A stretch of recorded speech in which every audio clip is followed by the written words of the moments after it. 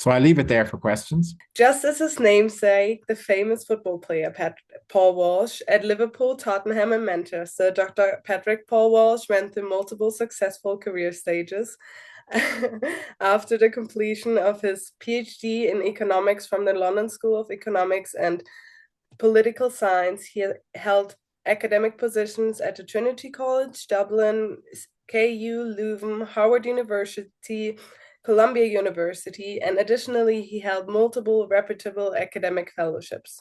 Most as interestingly as I find, and suiting to the topic of today, you were also able to cross the academic boundaries to political work in the United Nations, European Commissions, IMF, and the World Bank. And currently, you are holding the director of the SDG Academy and the vice president of education at the UN Sustainable Solutions Network. And simultaneously, you work as a professor of global affairs and sustainable futures and director of the UCD MSc Sustainable Development in partnership with the SDG Academy. With these many stages and successes, I'm sure each one of us can profit from his rich knowledge and experience. And I'm very happy to welcome you today for our overarching question of how we can translate research into policy and advocacy. So thank you very much for being here today with us.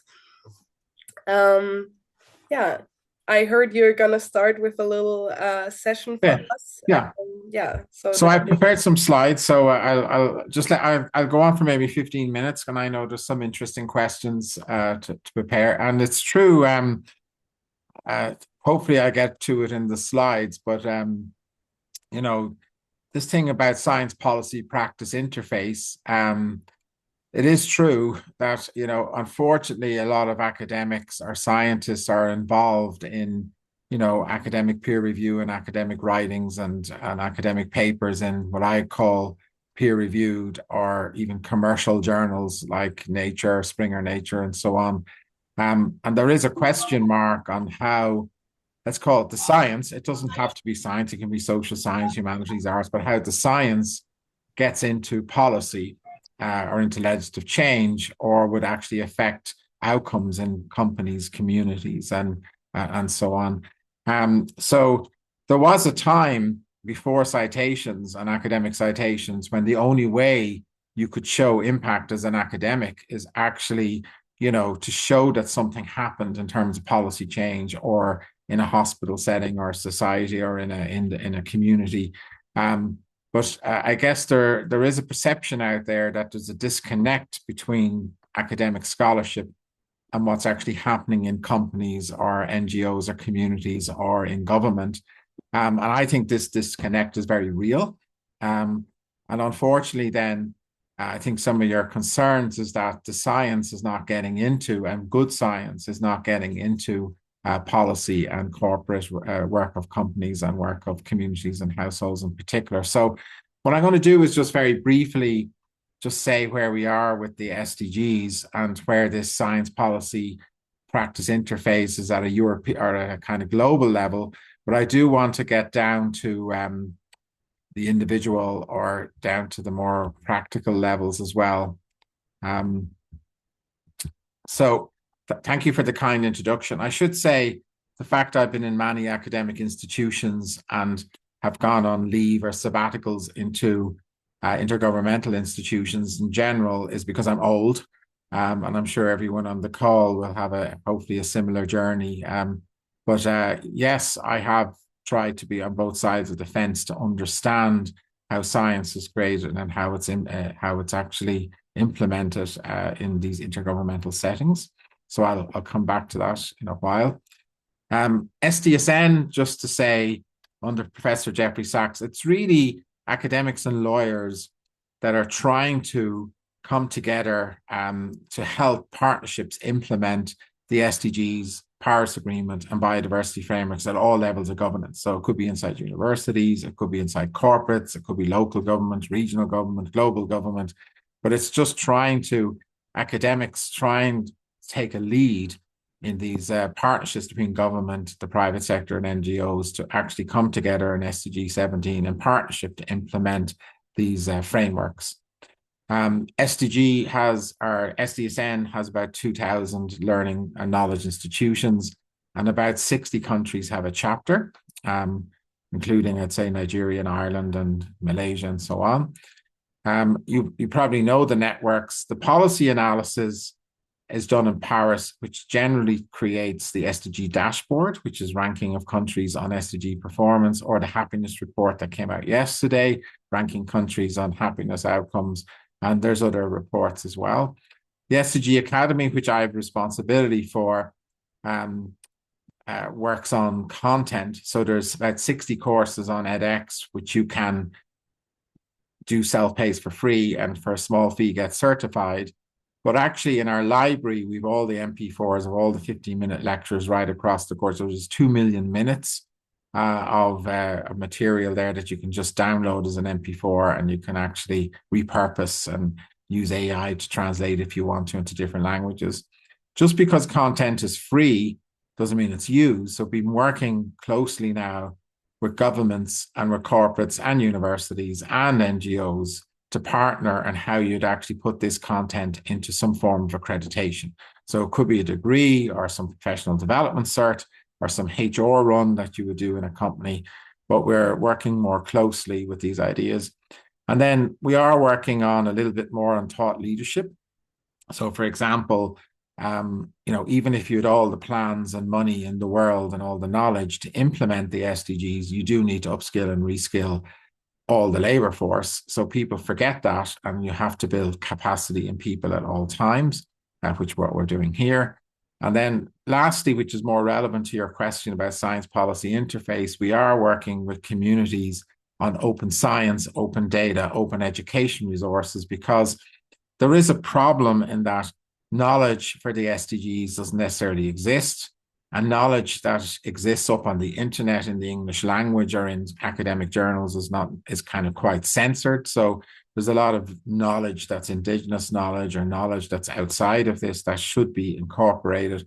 And even when the knowledge is there, it's not mobile into alternative uses, like into parliaments, into legislators, into corporates, into universities, because there's a paywall. People charge money for knowledge.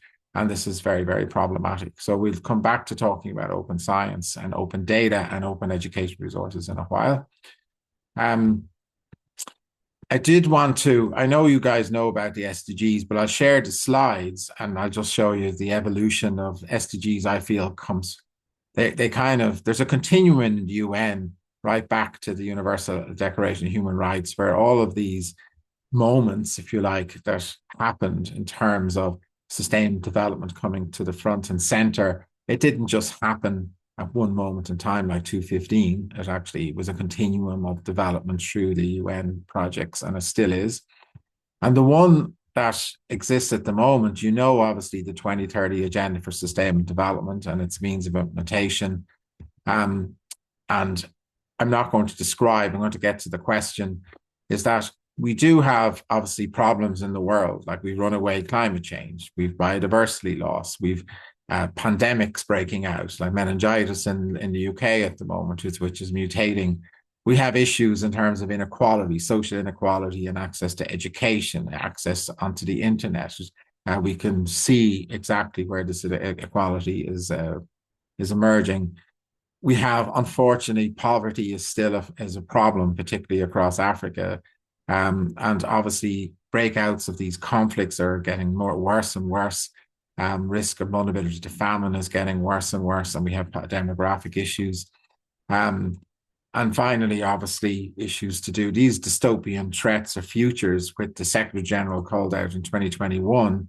Obviously, geopolitics, cybersecurity, threat of nuclear wars, etc., is increasingly exponentially all the time. But we do have solutions for these things. We have the SDGs, the Paris Agreement, the biodiversity frameworks, even the New York Declaration for refugees and migrants. So I think humanity has a toolkit or a policy, a moral compass in these frameworks that if we actually implemented them, This would be the antidote to all of these problems if we could go on pathways to peace and sustainable development. It's looking like a challenge at the moment, but these frameworks do exist, and there was consensus across all 193 nations, and people reaffirmed all of these frameworks in the midpoint review in 2023 in the General Assembly. So I just want to say, though, before I go on to what science we need, like none of these transformations or none of these aspirations can happen without the appropriate science policy practice interface. But the last consensus document that was signed in the UN was the Pact for the Future, and it was the last installment of our common agenda. It's difficult at the moment with Trump in power to get any sort of consensus document through any UN meeting, right? So we had the Finance for Sustainable Development in Seville, we had the World Social Summit in Qatar, and what's after happening is this Pact of the Future has come front and center because it's, one, the last consensus document, two, it gives us a pathway to 2030, and it gives 55 action plans, which people talk about. So now in Seville and in Qatar, people map the outcome documents into initiatives that were mapped into the action plans for implementation. So that's how people are operating at the moment. They're going, we do have a pathway to 2030. We have 55 action plans, and we're going to implement them under these headings of sustainable development and finance for development, peace, security, STI, science, technology, innovation, digital cooperation, youth and future generations, and also transforming global governance. They're the 5 chapters of Pact for the Future. And they're written tightly into the treaties and agreements that we've had up to that point. It also talks about UN 80 or UN reform, and it gives a framework for thinking about that. And most importantly, it talks about the post-2030 agenda. So the high-level political forum from September 27 under the auspice of this the General Assembly will set a pathway for 3 years about how we're going to replace the SDGs or how we extend them or modify them going beyond 2030. So the Pact for the Future is making us think about post-2030 agendas, UN reform, and not just the UN reform of the UN institutions like the Security Council and the veto vote of the Permanent Five, but also how the UN is interoperable with the World Bank and IMF, how these intergovernmental institutions are interoperable with the regional banks, how these become interoperable with universities and other corporates and other types of governance. So reform of global governance is not just about the intergovernmental government bodies, it's also about how all other bodies interact with them. It is also the Annex on Global Digital Compact. It's the first intergovernmental framework for thinking about how we regulate the AI and the digital revolution. So that's important. And obviously, the Declaration on Future Generations is talking about how we can get intergenerational voices or youth voices into decision-making much more appropriately, right? So it's not about getting science into decision-making, but getting younger voices into decision-making processes. So just to talk about the science then, okay, that was a very quick overview of where we are in the UN at the moment. And just to say, one kind of consequence of the initiatives was, I think a lot of UN activity has gone vertical rather than horizontal. What I mean by that is that there's say, supply chains for UNIDO. There's countries coming together, a coalition of a small number of countries with corporates, with academia and civil society, talking about reskilling and upskilling along supply chains to make them more robust to climate change, more robust to geopolitics, or being more inclusive and sustainable. And they talk about skill recognition and the harmonization of that and the mobility of skill recognition along these supply chains. So it's an example of a vertical kind of coalition of the willing of partnerships to implement certain actions in Pact for the Future, right? So in a way, some of the UN projects have gone more regional. Some of them are gone more thematic. But people are still trying to implement the SDGs at all levels of governance, even though there's a little bit of defunding of the UN, if you like. UN is taking on reform processes.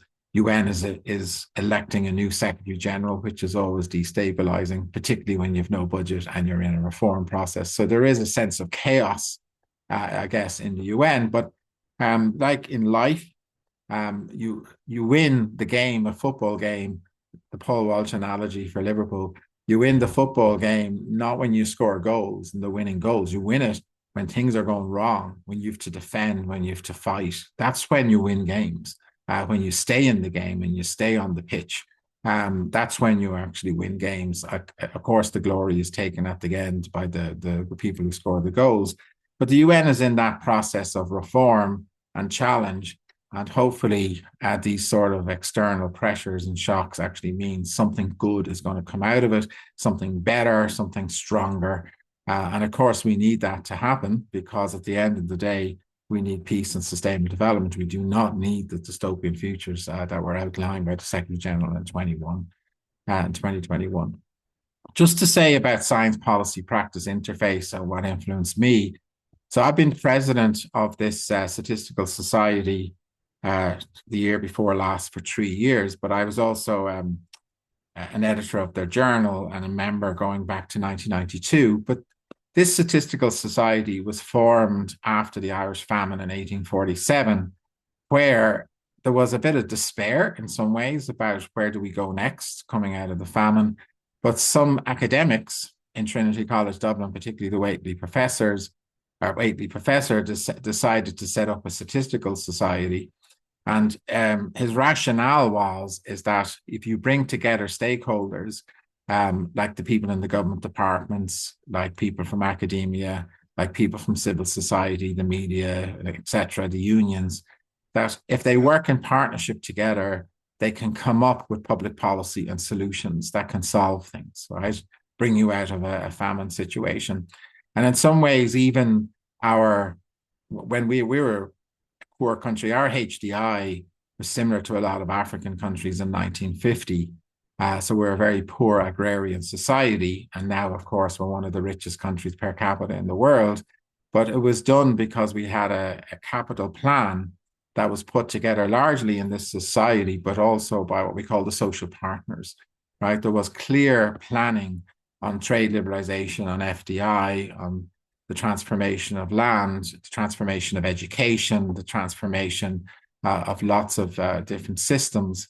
But it was done because the government, in partnership with civil society and with academia, actually put in the 5-year planning and actually were quite successful, particularly in the 50s and 60s, putting us on a pathway to economic growth, which was socially good, was full employment, etc., full education and stuff, free education.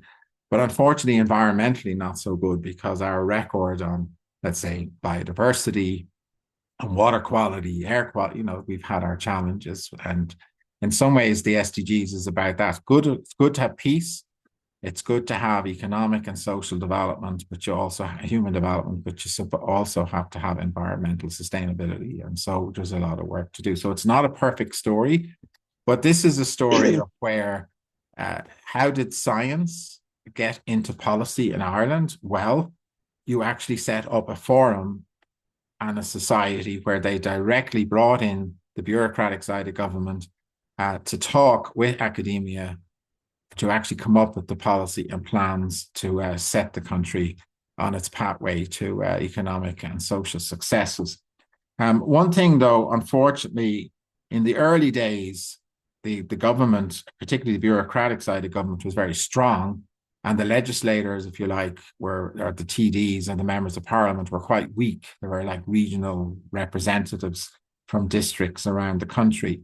Over time, legislators, particularly with their executives and their funding mechanisms and their advisors and their lobby groups, become stronger. And unfortunately disconnected to the bureaucratic side of government, and unfortunately a bit disconnected to academia. So this is a problem. How does science get into policy? How do we get to the legislator or to the parliamentarians?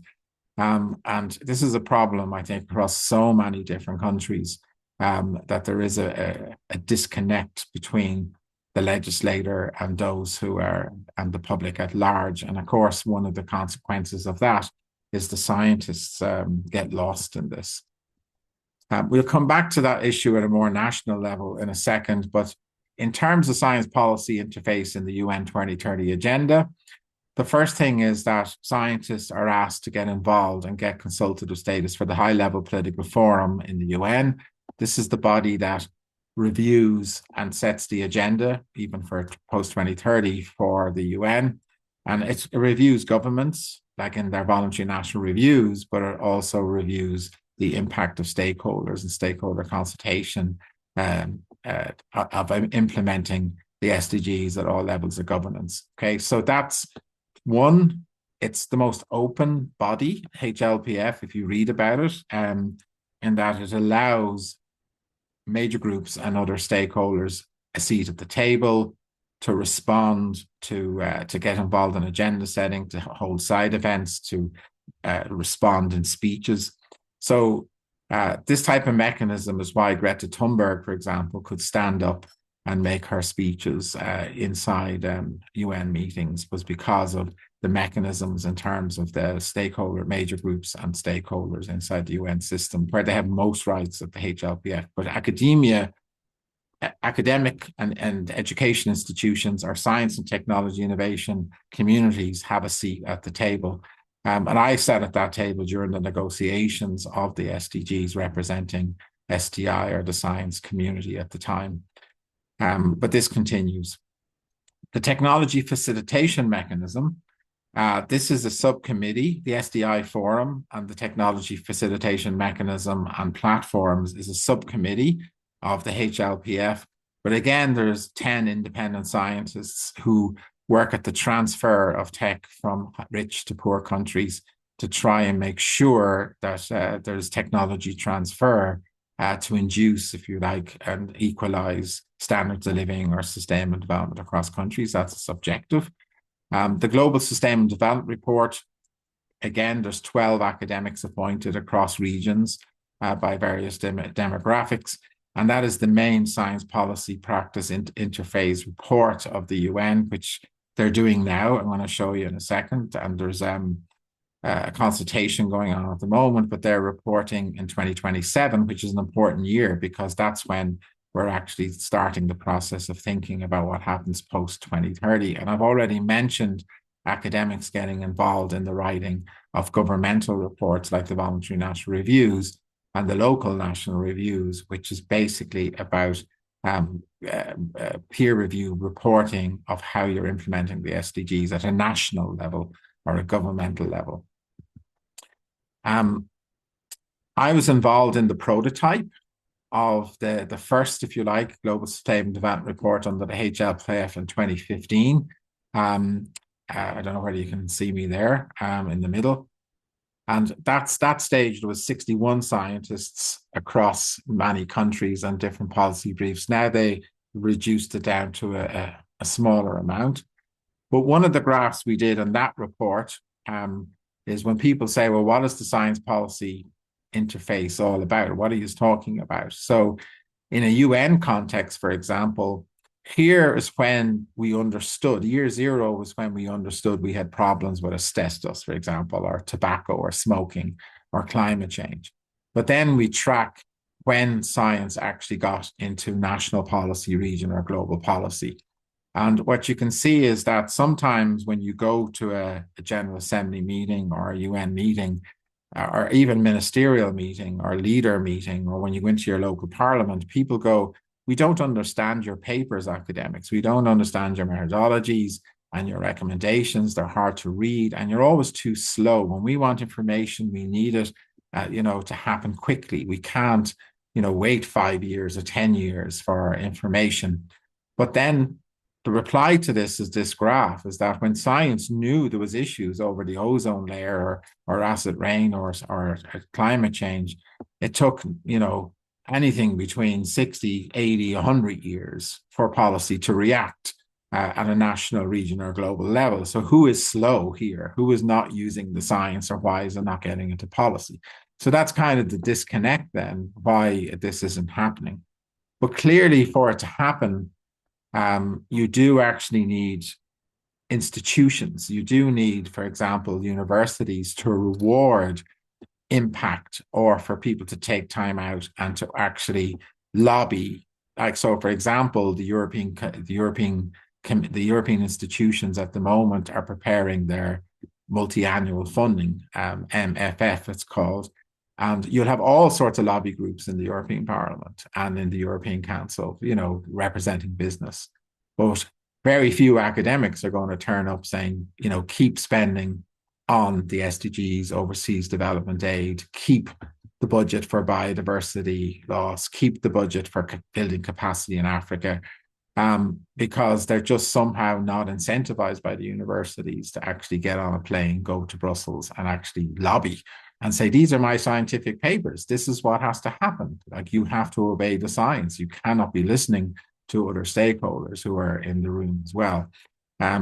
So in a sense, there has to be work done on the academic side to promote and incentivize academics to bring their science to policy, and they can't just leave it up on a, they can't just leave it up on a website, a JSTOR or something, and hope that the legislators will click in and read their work and synthesize it and adapt it to policy. They have to actually do that. They have to help with that process. But on the other side of the fence, there also has to be mechanisms where the legislator is made listen to science, right? Where they can't avoid to hear the correct science, okay? So there is an open call at the moment for stakeholder input into the 2027 Global Sustainable Development Report, if you're interested. So if you have a good idea to do with any aspect of science and you think it can impact any aspect of the SDGs, there's an open call to submit a policy brief or a PDF on that, which they will read and they will potentially incorporate into the report or the portal. The same with the technology facilitation mechanism. The 11th multi-stakeholder forum on SDI is happening in, I guess, in April. And again, they talk about science, technology, and innovation for sustainable development. But there's a very interesting online 2030 Connect platform, where if you have an open source technology, or there's one that's available, or you want a particular partnership to implement a particular technology, there is a 2030 Connect, where it's actually purposefully trying to bring innovators together to, it might be a patent that exists in Europe, but it's open source now and they want to apply it in Africa, that you can see its potential use, but you probably have to adapt it and apply it, and you can bring it into a particular action. So that's more for practice, obviously. It's more for those in communities or corporates, maybe innovation in government as well, who want to apply existing science and technology somewhere else in the system or in some other country. The same idea is happening for financing. There is a civil action platform or digital repository where you can see the partnerships by country who are trying to innovate in getting finance into the low-income countries or SDG sort of settings. So again, if you're somebody with that type of skill who might want to be in the finance area, but you're not quite sure who the partners are, you can actually go into this digital registry, and you can actually see what countries and what investment banks or what partners are there, maybe addressing the particular issue that you're interested in, right? Whether it's just impact investment or something to do with debt offsets or carbon offsets, or there's so many different topics that you can have a look at. But the reality is just to know who are the partners operating in that space. So the last kind of topic I just want to talk about is we're doing a lot of work at the moment with UNESCO, and particularly due a joint committee on open education resources. So you might kind of go, why is this important, right? But one of the problems is you can say, I want my PDF of my research paper to be accessible and transferable, across Europe to Africa or something like this, and vice versa, which is not happening. But one thing is that people are not sharing their digital resources. So for example, in every university around the world, we tend to use what's called an LMS, a learning management system, or we might have our courses up on Moodle or Brightspace or Canvas or Blackboard, one of those sort of LMSs. And people start to ask the question, well, why don't we share courses? Like if somebody has a syllabus, has a good set of lecture notes, has a good set of homeworks and solutions and exercises, why aren't we sharing them? Like, why are they not under a Creative Commons license? Why are they not archived in the library? Why are they not transferred to the library of other universities? Surely this is a basic capacity builder in terms for engineers, for doctors, for mathematicians, for economists, for lawyers. And the problem is again, there's intellectual property rights. There's the universities are actually putting paywalls and not allowing this sort of thing, right? But it's actually one of the most important things that can happen is to create knowledge, put it into a global knowledge commons, and then to share that knowledge across different languages and to adapt and repurpose that knowledge. And in fact, you mightn't like Adam Smith, right?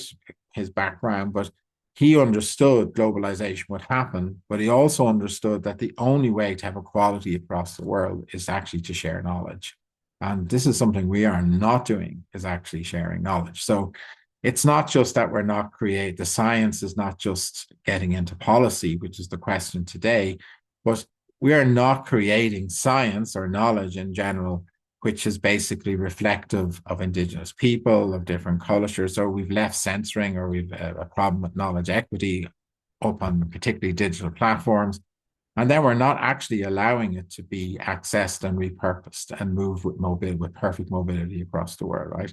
And that's dangerous, right? That's just dangerous not to be. It's like the COVID vaccine, for example, right? That was created for free with taxpayers' money in a university, but then because it was patent and then owned by a particular private company, it wasn't allowed to be shared, right, across nations, right, which is particularly dangerous, right? But that's true of all knowledge, that it should be open and free. So there is a process in what's called the OER, UNESCO OER 2019 recommendation. It shows how you build capacities. It shows how you develop the ODRs, how you make them accessible, reusable. It shows you how to have policy that supports these in the different countries through the education or enterprise ministries. It actually shows you sustainability in terms of financial sustainability, how this can be done. But unfortunately, we have $1 billion industries, like $7 billion industry of commercial publications, which are really the top 200 universities, and nobody can get access to that knowledge, or it's not easily shareable. Like you have to pay $10,000 to publish in Nature, and then you have to pay thousands of dollars to access the knowledge in Nature right across the libraries. That is not a sustainable knowledge system. So in Dubai, one of the projects we did with the committee was the Third World OER Congress, where we asked the questions about emerging technologies like AI. Could that actually enhance our ability to actually implement the OER recommendation? And we have a Dubai Declaration on Open Education Resources, which basically shows how we can create these digital public goods and how we can use emerging technologies like AI for equitable and inclusive access to knowledge, right? So this means that there is no excuses, particularly with library infrastructures, there is no excuses why knowledge can't get into the Library of Parliaments, into the libraries of all universities, all public schools, into NGOs. There is no excuse for not having knowledge for the SDGs, archived, metadated, under a taxonomy, licensed appropriately, easily accessible, and ready to use for anyone. So in a sense, there's no excuse for the parliamentarians when they're in a meeting looking up Google and getting the wrong science.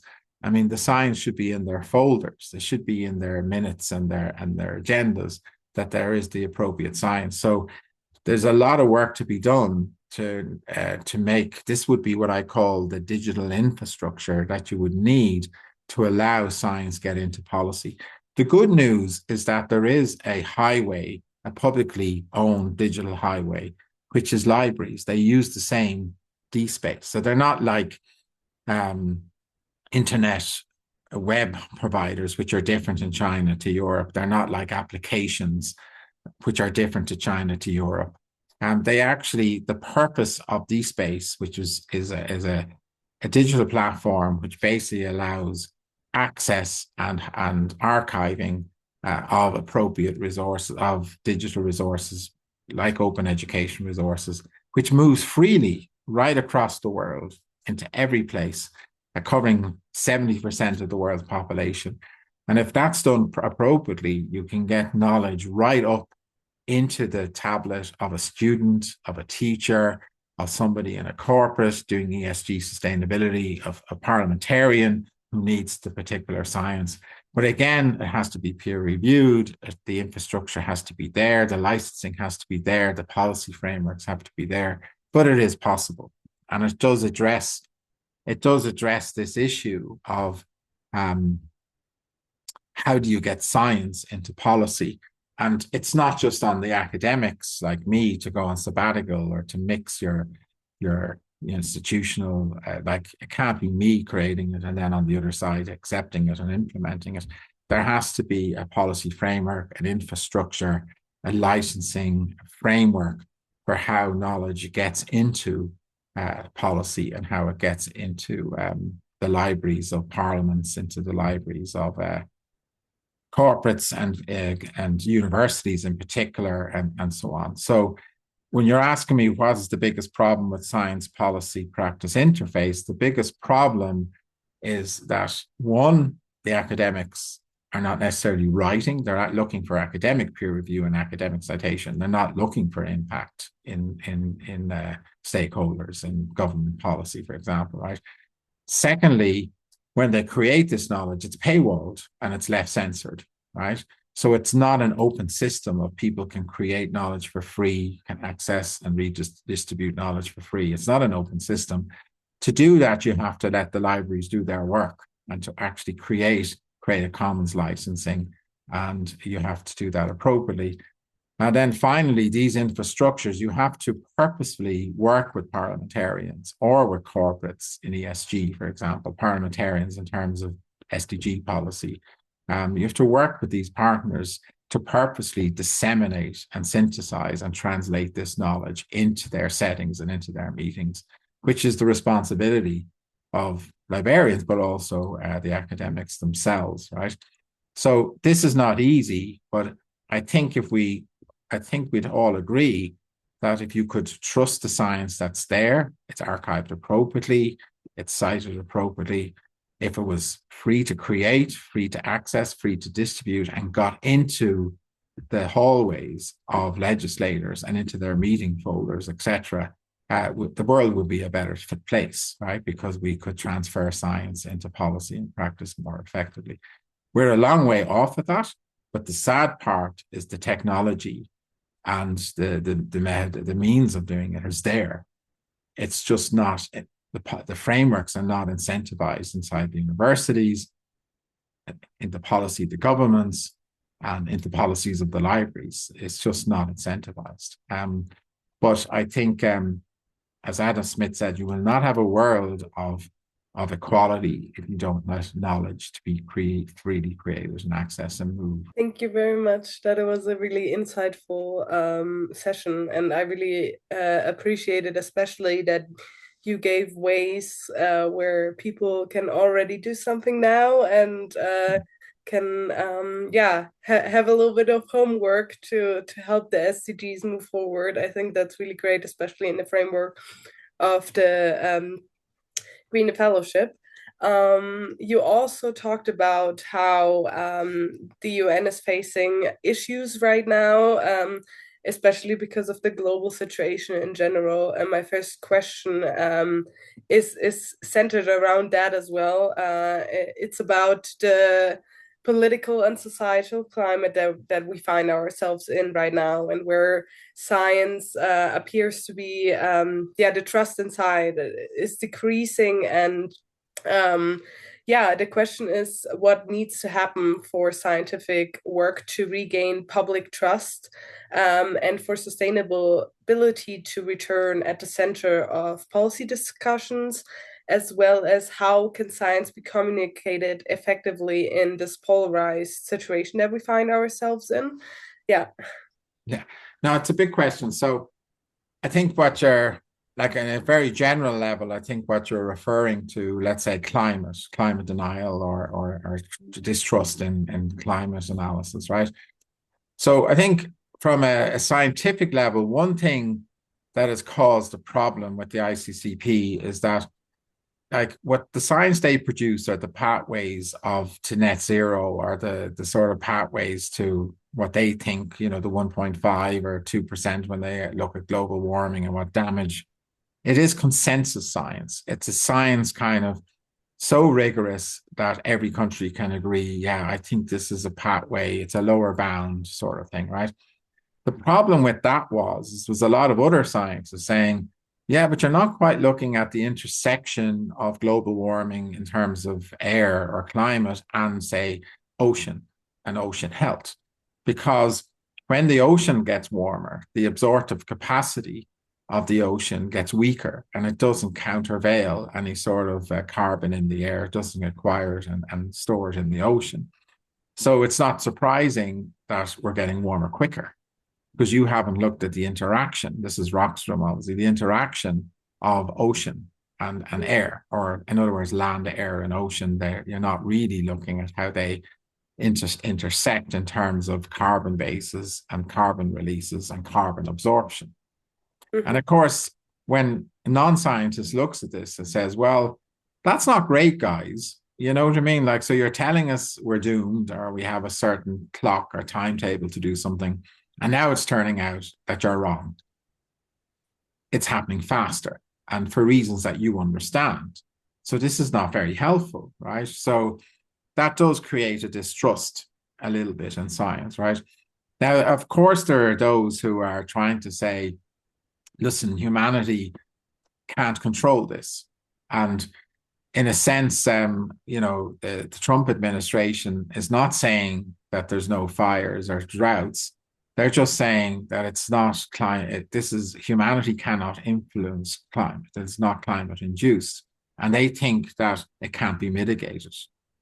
But they do think they can adapt to it in the sense that you can clear out the forests or you can do things to actually make sure the fires and droughts don't happen. But again, the climate scientists are saying, well, that's naive. It's a naive to have runaway climate change where you haven't mitigated and then you think humanity can suddenly use technologies or adaptive strategies to actually cope. And again, the debate is there now, right? So this sort of argumentation creates a lot of distrust in science, right? And what doesn't help, of course, is internet and interpretation by citizens and by, those who are on, you suddenly make it a political weapon or a political issue rather than whether you're left or right or something rather than just science-based, right?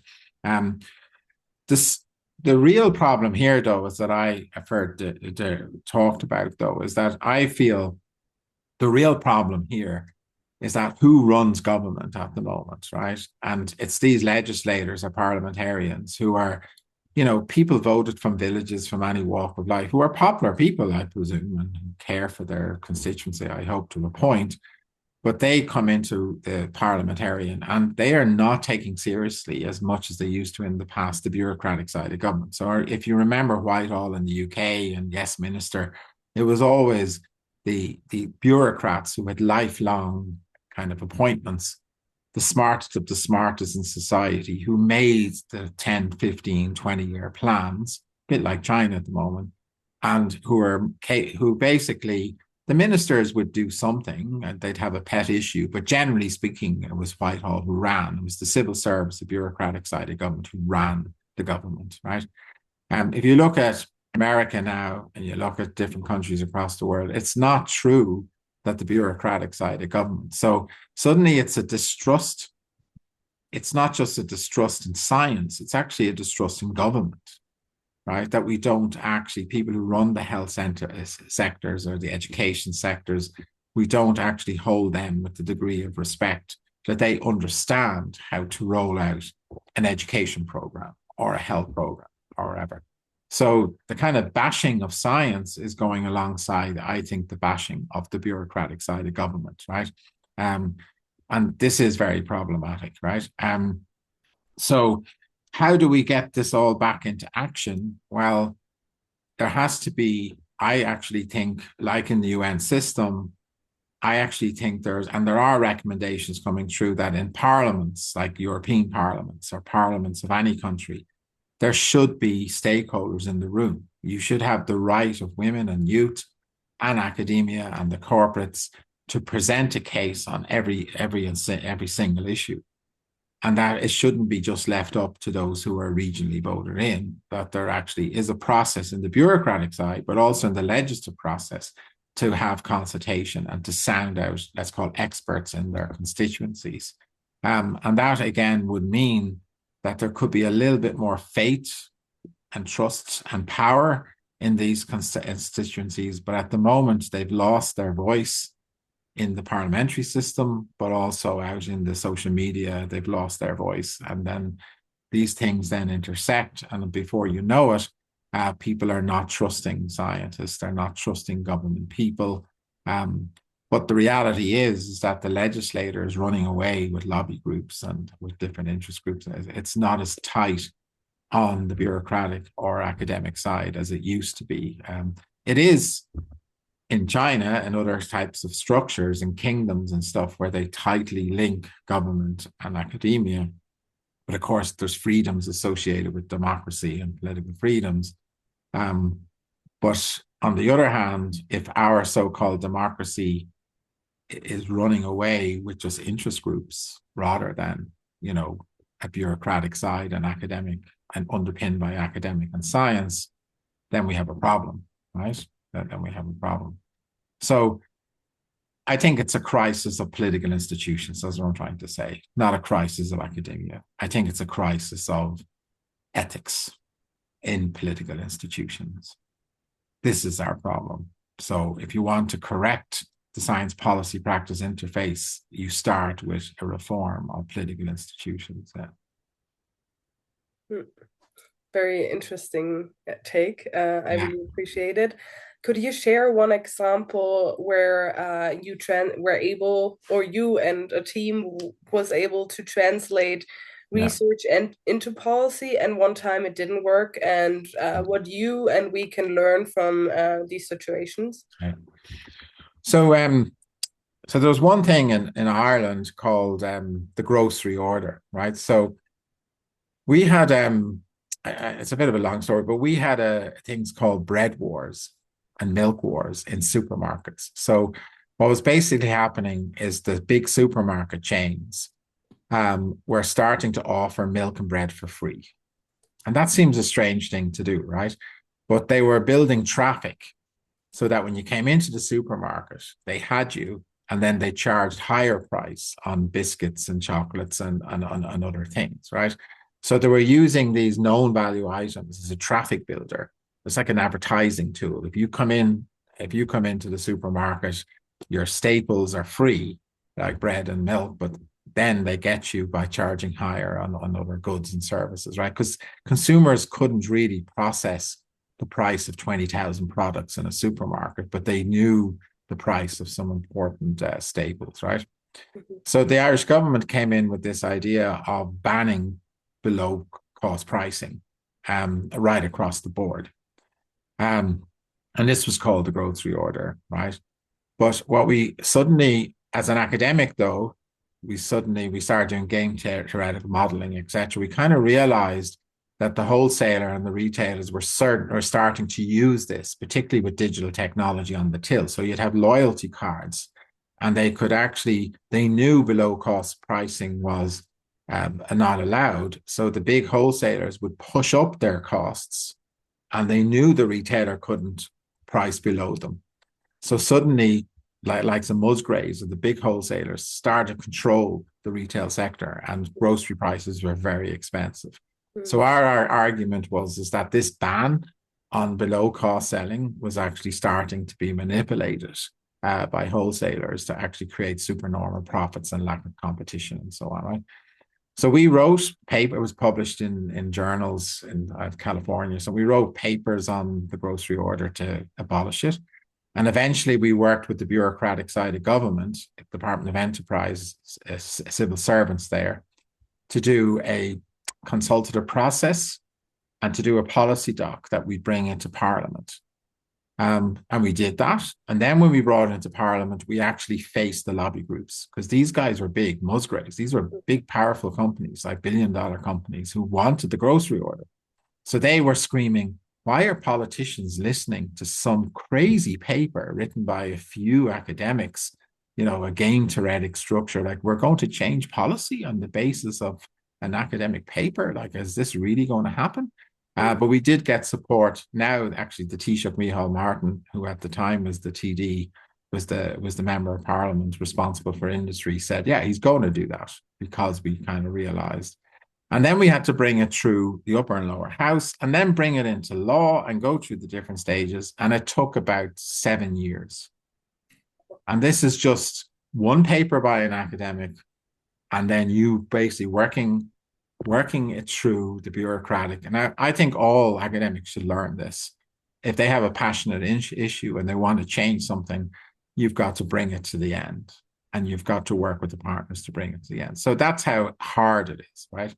Then when you ask me, is there examples of good ideas from academics which just get despite, like that just happens all the time. Like you have citizen assemblies on biodiversity, like where you have very good ideas coming into the legislator, into the European Parliament, and the lobby groups just take it and destroy it.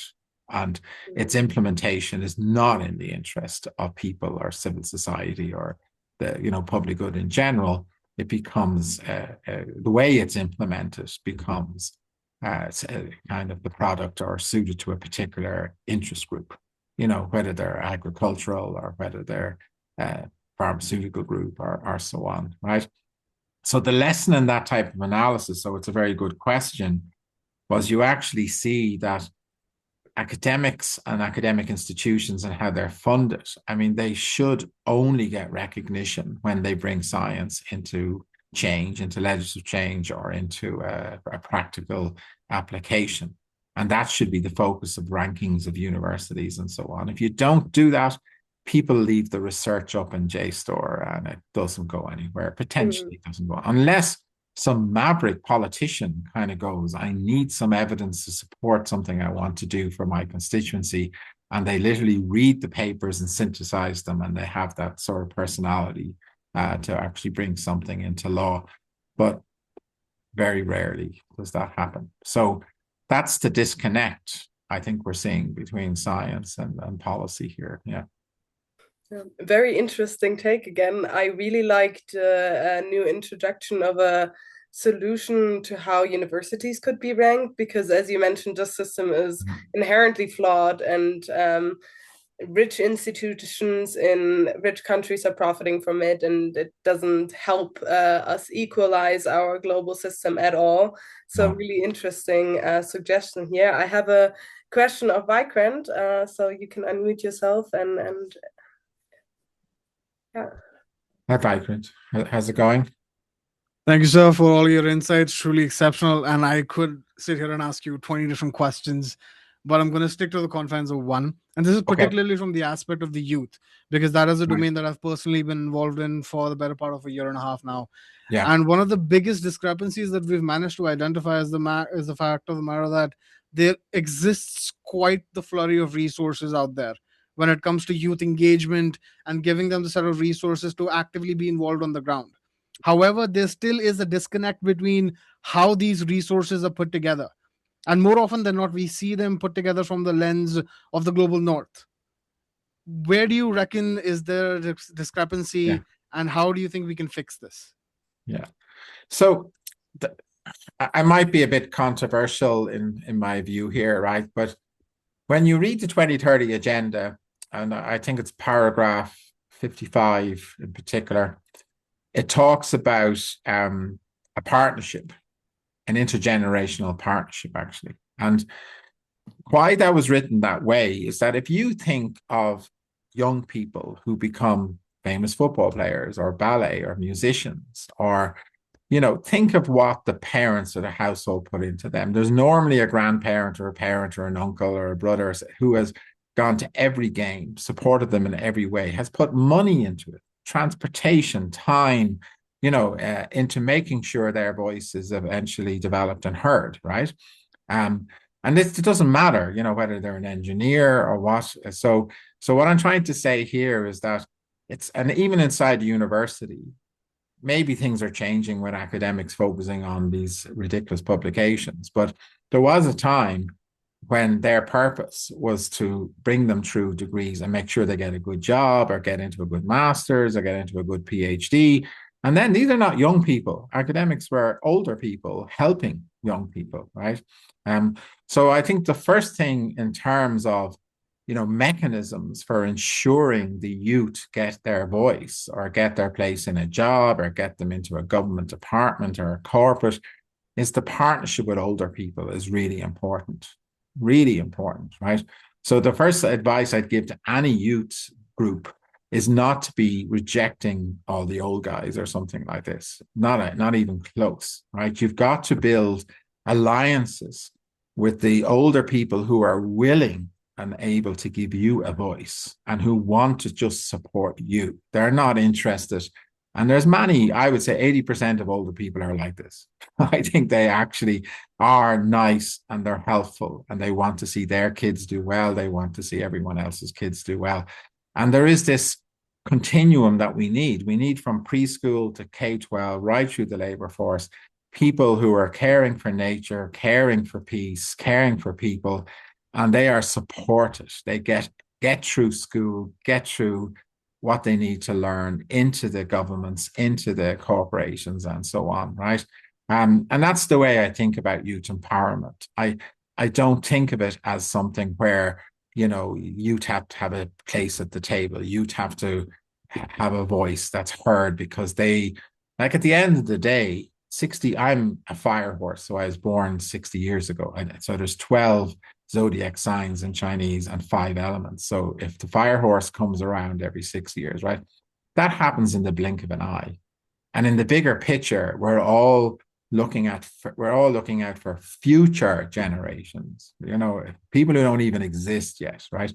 So the emphasis should be on people of all ages supporting each other. But it is very important, obviously, that the capacities in the young people are built and put in place in government, in corporates, and civil society so they can drive the next generation. That's how you've great football teams. That's why you have youth academies. That's how you have great political parties, great countries, is because they're always reinvesting in the youth, right? And they have pathways for that reinvesting, so the responsibility comes in the intergenerational partnership. So I wouldn't let the older people off the hook.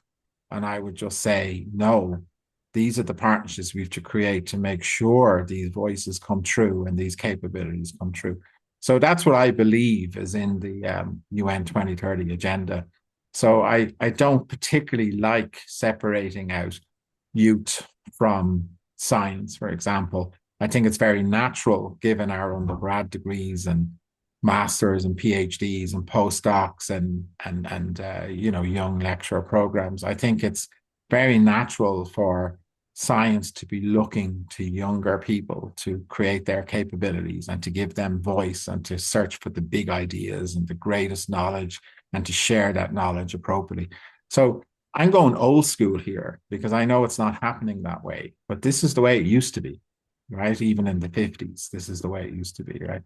So that's how I'd answer your question about youth voices, which is, partnership with older people. That's what Thank you so much, sir. And if I could have a little bit of a follow-up, Great. Particularly from the lens of Southeast Asia, right? Yes. Having a seat at the table when it comes to even being a part of the conversation is far-fetched for this side of the world. Yes. And lately we've been able to be a lot more involved with the likes of the younger constituency and enabling us to have a voice with the global youth statement and whatnot. But still there's this veil of mystery about how these processes actually work, particularly the decision-making authorities. Yeah. How do you think we can mobilize the youth on the ground? Of course, there's a lot of resources available on the internet, but beyond the confines of just what I can look up and find on my own, would you recommend a particular pathway that someone who's interested in being a part of change from the top down can actually look into? Yeah. So, there's like the Greta Thunberg thing is interesting, like the striking on Fridays, but that to me is standing outside of the fence and outside of the parliament and shouting in and hoping the parliamentarians change or something. And that to me probably doesn't go anywhere fast unless we're talking about some sort of social revolution or something where we're going to, you know, um, but there's two other mechanisms that I do think work, right? One is the legal one, right? Now I know you need a legal background, right? But there's an awful lot of things happening because the law is not being imposed. Do you know what I mean? So there are people being trained to use the law. And Mary Robinson is a very good example of this in Ireland, like who understood people's rights, environmental rights, social rights, understood right from wrong or constitutional issues. And she made sure that these were enforced if they were not happening, right? And even as a very young person, was not afraid to take local government, regional government, to court or any sort of corporate and actually sue them and say that this is what you're doing is wrong, right? So there is still, I think, good legal mechanisms, for actually trying to correct things. And it's one pathway. So the juracy, as I call it, it's a part of governance that people don't talk about at times, right? The other side is what we've been talking about a bit today was the bureaucratic side, right? And I do believe that opening up spaces in administrations and even in parliaments for women, youth, science to be in the room and to have oversight over legislative process is the way to go, and to say we need that, right? Because at the moment, the people who have oversight are people with money and the lobby groups. They're not necessarily the people. So if I was to say to young people what I'd fight for, it's not necessarily a youth issue, but it's an issue that stakeholders or important constituencies of society have to have oversight over legislative processes or policy processes. They can't be left, as you say, to the deep. At this stage in America, it's gone very deep because it's not even Congress or Senate or anyone or administrators who are writing policy. It's gone even deeper, right, into the military side and so on, the military industry, right? So it is very important that when we elect the legislators, you know what I mean, that now we have to have a say on what's going on in administrative processes and legal processes and stuff. And there has to be a way of doing that and to fight for that, right? And the thing that's even more crazy, of course, is when you go into the General Assembly, there's a desk by ICUN on the far left-hand side corner of 6,000 seats, and they represent nature. So basically, they're literally the elephant in the room. And who represents nature? Like we talk about the youth getting a voice or for future generations or to unravel the unfairness in legislation and the ownership of wealth and assets and all these sort of things, right? And to create equal opportunities for people and opportunities for youth. But who's looking after nature? The elephants. Like who's doing that? So that's where science comes in, of course, is that we coexist with nature and in a certain way. We coexist with other species, and we all need clean air and clean water and nutritious food. And so the science comes in there because really it's the scientists who should be representing nature, particularly biodiversity and so on. So there's a huge battleground to get those voices into administrative structures, into legislative structures. And the thing I'm worried about is the capture of the military side of the fence, and the corporate side of the fence is really capturing government at the moment, right? So it's not just young people who are excluded, it's everyone's excluded. And if youth create a noise, which is great, it can be very easy to throw a few carrots at them, set up a few processes, a few youth assemblies, a few youth consultations, but as they say, but we're not really talking to those who are making policy. So what is happening? Do you know what I mean? So they're being sidelined with those type of mechanisms, right? So I would so to give a good example then. So in a university, let's say the students are unhappy. We're not getting the lectures we're not getting the feedback, we're not getting the jobs, we're not getting the masters we want. You know what I mean? we want a voice. So the student, they can set up these town halls and student forums. They can do that. But are the students on the governing authority?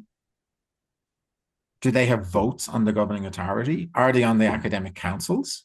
Are they on the executives that are deciding the budgets? Is that where the youth voice is and the student voice? No. Right? So that's the thing that you've got to do, is get away from these kind of town halls and consultations and say, no, we want to be where the decision-making power is happening with budgets and with policy and other things, right? Because we're smart and we represent a constituency that is very important for you, because it used to be bread and butter, obviously, to students, but now universities are so much more, with endowment funds and campus companies and commercial interests and other things, right? But yeah, so this is the challenge is, and it's not just youth, it's older people as well, but youth tend to have the energy. I think, after 21, 25, it's all downhill really, you know what I mean? So I think that, the real energy and spark could come from empowering youth at that age. Yeah. Thank you. I have 2 more questions in the crowd, and I have 3 more planned. I don't know how much longer you have for us, because I know we are already. Yeah, I'm okay for 10 minutes or so anyway, so we can keep going. Okay. Then I think we have to hurry with our questions. I would like to ask one myself and give one to the crowd, if that's okay. The final one that I'm gonna ask you is if you imagine yourself in our position as a Green Fellow. We have 3 more months left of our program, and what can you tell us how we can use this position, how we should move forward? What is your input for us? Yeah. So I think, a lesson, like, you can't, I think Africa knows this anyway, you can't really go far on your own. I think there's a saying about this, right? So the first thing I would say is that you've got to work within a network or partner with older people, or, look to a particular association, or so if you're a business association or a chamber of commerce or a government department or a university network. So you've got to come into a community, you know what I mean, where you think you will have impact or where you think your skills are. And then you can call it a network if you want to, and particularly reach out to more senior people and just say who you are and what you want. And of course, a lot will not answer you. Maybe go away. We don't want to talk to you. But you only need one to reply, to be honest, right? So that's the way forward. So you've got to be confident in what you know. You've got to be able to articulate what you want to do, and then to be smart enough to know who can help you and what communities are actually, practice are actually doing that sort of thing. And then you just apply and keep contacting until you land, because somebody on the other side will see more in you than you see yourself. So the rejections can be because they see you're not suited. But the acceptance you get is because somebody on the other side actually goes, you are suited. And then they bring you in, etc. So I think it's particularly if you're young, etc. It's a tough road, right? But you apply for everything. Think about your communities. Think about who can help you, and you articulate your position, and then you go for it. And you'd be surprised how you land after doing that. Doing nothing or not having competence is a problem. Yeah. Thank you. Then one last question to finish out the call. I would like to ask Kaliskus to unmute yourself. You had your camera on, so I chose you. Thank you so much. Thank you so much, Mira. Now, my question is about what I'm doing in the slums. Okay. Right now, we are working with Tuwani Highway Mission Hospital. This is a level 4 facility that is situated in Kenya, in the western region of Kenya, in one of the slums of Kitale, Trans Nzoia County. These are borders of Kenya and Uganda. And basically, what we are doing is that we are trying to improve the quality of healthcare these slum people get. And this is one of the SDGs that you talked about. Yeah. Now, we are also looking at how we can bring in sustainability, in the sense that how can these people continue to get this high quality services, considering their economic status and also looking at their livelihood. Now, is there a way we as a facility can be able to collaborate with STG Academy to improve or increase the impact to the community we are serving? Yeah. Yeah, no, that went a different direction. So to answer your question directly, all the SDG Academy resources are free. So I will share that with Mira and Victoria and others, right? The Green Institute, that you can download them, and with AI, you can repurpose them into any language you want, right? So I think what you're asking is like, is there a way to give a community basic knowledge about sustainable development so that you do start thinking about the links between health and education and water quality and infectious diseases and, you know, shelter and different housing issues. So they just kind of have a basic kind of understand those synergies, right? Because they're important in a community. And yes, you can have all those videos for free and you can put them, you know, you can download them and share them, or, you know, we can think of a platform that you could drive them off, like a WordPress or something very simple, right? So getting that for getting those courses to your community is, I'm not saying easy, it just takes a little bit of people working together and making them available, right?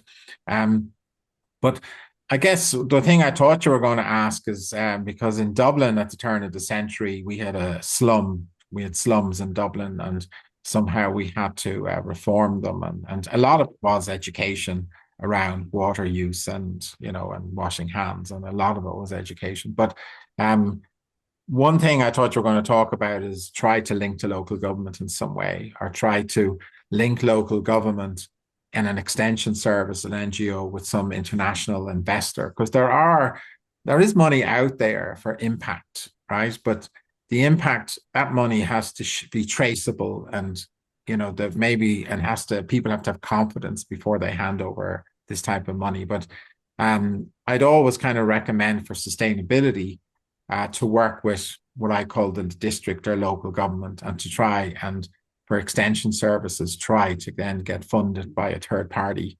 And that's how you actually try to run that, because I know you probably run wonderful resources on practically nothing. And that's the way a lot of people operate in these situations, right? But just to start thinking about partnership in that sense, just to see, could you, and of course, an education program like this, you know, with local government or an international, I could be put together a little education program, work together on how to do some very basic things to make sure disease doesn't spread, or how to manage wastage, or how to manage some food distribution or something like this. You know what I mean? So that's the way I would approach it. Well, that was it then. Thank you so much. Sorry. Thank you for your time. I think we all learned loads of you today, and I'm very thankful that you put in practice what you talked about today, connecting all the generations with younger generations, or more experienced professionals with less experienced professionals at the beginning of their career. I think we can all take away a lot from this session, and we are very thankful for the time you took, also in the name of the Green Institute, of course. Yeah. And I'm delighted. I think I'm on the board of the Green Institute. I think I am, but I maybe not. But if I'm not, it doesn't matter. But I'm very thankful for all the work you do, and I'm always very happy to give a talk or to work in partnership. Thank you very much. Okay. All right. Then I wish you a wonderful day. Yeah, same to you guys. Have a good day. I think we're all in the same time zone, so good afternoon. And Man United, I'm not a Liverpool. Man United are playing tonight, so that's who I support. So we'll see how they get on. This could be a banana skin tonight away to Bournemouth. Okay, see you. Bye-bye. Thank you. Thank you so much. Bye-bye. Look after yourselves. Bye-bye.